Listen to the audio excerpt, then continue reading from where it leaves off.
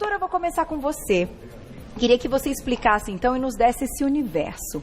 Eu desconhecia, para mim, todo e qualquer sintoma. Quando a gente fala da angústia, de um chorinho, né, ou até de muito brava, os seios doloridos, uma melancolia, sem estar grávida, porque grávida também te passa muito desses sintomas, então tirando aí o período de gestação, para mim era tudo TPM. Como assim não é? Pois é, Carol, a TPM, ela está presente em 75% das mulheres tem a TPM. Tá. Só que em alguns casos, e por sorte, no percentual muito menor, que é 2, no máximo 10% das mulheres, esses sintomas são muito fortes. Então, aquela mulher que não quer trabalhar, que fica muito irritada. Eu já tive casos de paciente que arremessava xícara no marido no período menstrual. Então, isso aí já está fugindo da normalidade. Então, isso é um quadro mais severo e que às vezes pode colocar até em risco a vida da mulher. Sim. Então, até esses casos de suicídio aumentam nesse período de oscilação hormonal e pode aumentar aí a incidência nessa fase. Então, existe a TDPM, mas numa conversa que a gente estava ali nos bastidores, a gente tem que tomar muito cuidado, Carol, para não rotular a paciente. Que hoje parece que tem sigla para tudo. E tem aquelas das não siglas, né? O que merece é talvez, isso fugiu do controle. Num período de 30 dias, 15 eu fico na caverna, não quero ver ninguém, eu tô perigosa. Isso tem que merecer uma intervenção. Né? Mas existe essa entidade, então é a TPM muito mais severa, com sintomas muito mais pronunciados e que podem inclusive agravar condições de saúde da paciente. Cai a imunidade, cai essa oscilação de humor, com sintomas psiquiátricos mais acentuados e nesses casos sim merece uma intervenção mais séria.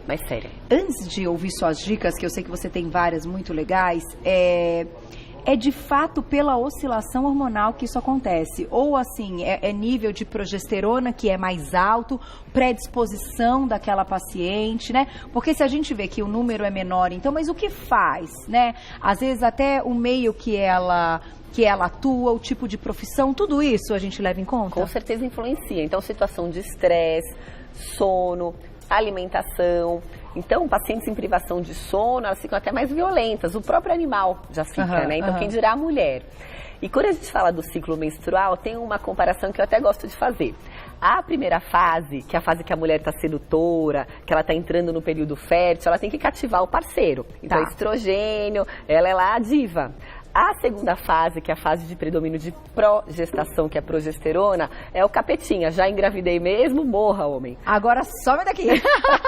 Entendi.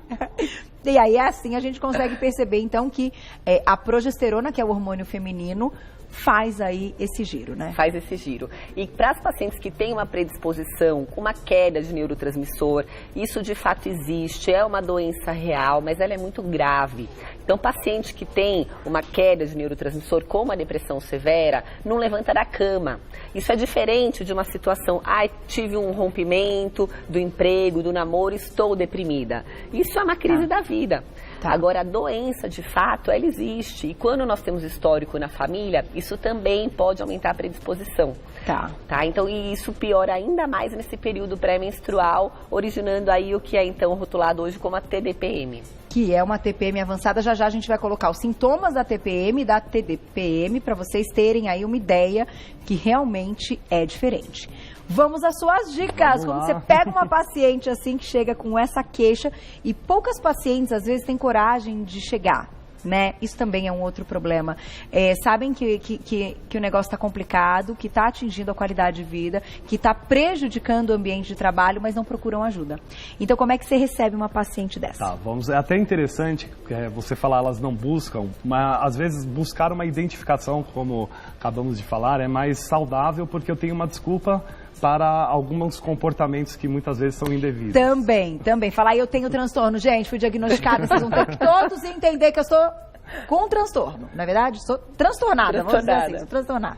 Mas, de fato, o transtorno disfórico, ele baixa realmente as capacidades de gerenciar o humor. São duas características muito importantes que aparecem, o humor e a irritabilidade. Então, gerencia-se, sim, processos insuficientes, às vezes, na relação com o marido, na relação com o trabalho. E O ambiente ele tem grande influência. Você perguntou, 2% corresponde à genética nesse processo. 98% está ligado ao que você come, ao lugar que você está e principalmente à maturidade, que é o que a gente trabalha dentro de uma sessão de psicoterapia. Para lidar com aquilo. Exatamente. Com o processo interno, com o mundo interno, com aquilo que está acontecendo no mundo interior de quem chega com esses transtornos. E são vários, né, sintomas que podem ser gerados. Mas mais do que identificá-los, que é o que eu digo, se você está passando por alguns, a gente vai falar sobre os sintomas, é mais importante você entender onde você deseja chegar. Esse amadurecimento no processo das suas emoções, da gestão desses conflitos, como a doutora disse, tem uma fase a qual eu estou com hormônios positivos, que eu estou sedutora. Então, a gente consegue acessar as estratégias de pensamentos, de sensações, de emoções daquela fase e ter, assim, uma melhor qualidade nas relações e comigo também no processo. E até, gente, o César é psicoterapeuta e psicólogo, mas você trabalha com neurolinguística, que uma vez a gente comentou aqui. Sim, né? É a estrada que eu tenho, é a programação neurolinguística e a neurociência. São as... Pra gente chegar, claro que aqui é pra ajudar. Só que aí, antes de colocar ainda os sintomas, que eu quero fechar com isso, doutora, a gente pode entrar com medicação nesse caso, porque eu já ouvi muitas mulheres dizendo que hoje fazem uso da pílula anticoncepcional simplesmente para terem um equilíbrio no mês, assim. Então não é uma questão que estão prevenindo gestação ou outra qualquer coisa, ovário policístico, enfim. A queixa é, eu fico muito nervosa no momento da TPM, eu preciso equilibrar e aí usar a pílula. Olha, é difícil, né? Eu até lamento quando entra numa fase tão inicial com uma medicação hormonal só para essa finalidade. Hoje nós vivemos algumas realidades e para você conseguir tratar adequadamente uma paciente como essa, a gente precisa de tempo. É verdade. Que nem sempre o profissional de saúde tem. Então, muitas das vezes, não estou desmerecendo ninguém, eu acho que tem que ter intervenção, mas toma pílula e é mais fácil. Mas até chegar no anticoncepcional, tem medida comportamental, então alimentação, atividade, o próprio trabalho do nosso colega, ele faz uma atividade incrível com as pacientes, rever toda a questão de alimentação e talvez numa falha dessa primeira opção de tratamento, aí sim partir para um tratamento medicamentoso. Tá. Até porque, Carol, eu tenho muito receio de pílula a longo prazo. Eu acho que ela traz alguns outros malefícios, inclusive a redução da libido. Então, baixa testosterona. A testosterona baixa quando eu uso pílula. Então, tá lá, mas diminui pique de treino, celulite, libido, disposição, que são situações muito interessantes que a testosterona traz para a mulher. Então, será que eventualmente eu medicar, eu não estou piorando outra coisa? E da mesma linha, um antidepressivo. Tem mulher que só dorme. Também não briga com ninguém, né? O marido deve achar ótimo. Mas... Não interage, ela fica sedada o tempo inteiro. Então, como primeira opção, ter tempo. Então, olha, se não vamos acompanhar mais de perto, começa a fazer atividade física regular, preste atenção no que você está comendo, vamos tentar um acompanhamento com uma terapia em conjunto e numa falha, aí sim medicar. Medicar, tá aí. Eu vou colocar então os sintomas, gente, aí se a gente puder, a gente deixa até no nosso Instagram para vocês terem uma ideia e identificar. Então, da TPM, olha lá que bonitinho. Cólicas, eu acho as menininhas que eles fazem bonitinho. Inchaço, dores de cabeça, dores nas mamas, fome em excesso, acne, vontade de urinar, insônia, ansiedade, que são coisas aí que a gente conhece bem, né, meninas? Agora, olha os sintomas do transtorno: depressão, melancolia, irritabilidade, desânimo, descontrole emocional, choro, ira, distúrbio de apetite e insônia. Então, imagino que o transtorno ele pegue tudo aquilo da TPM, mais estas coisas extras. Então, imagina que difícil viver com essa dificuldade, sabendo hoje que a gente tem uma rotina ampla, que a gente tem que dar conta das coisas em casa, que a gente tem que dar conta das coisas no trabalho, que a gente tem que educar filho, que a gente tem que ser boa esposa. Ui, cansei, também. Não é? Então a gente entra numa bolha e agora eu queria fechar assim, tem que fechar, né, Glaucia? Esses papos são tão bons, eu acho que a gente ajuda tanta gente, mas a gente tem nosso tempo. Qual é a sua dica, assim, para quem se identificou com um papo agora? Claro, procure ajuda, mas o que você diz aí que é Imediato. Legal. Primeiro, entender que são 15 dias. Se você tem esses sintomas e ele permanece depois do quadro menstrual, a gente está falando de um outro quadro. Nesse caso, primeira coisa, buscar, tem várias hoje vários tipos de terapia breve.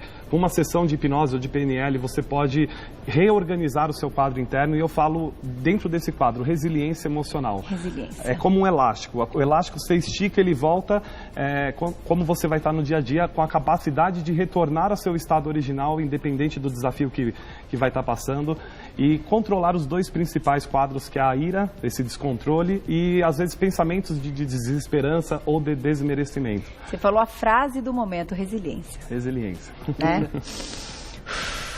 Aí a gente encerra a pauta assim, calma, tranquilamente. Vou agradecer, doutora. Obrigada. Sempre um prazer tê-la aqui. Obrigada, Carol.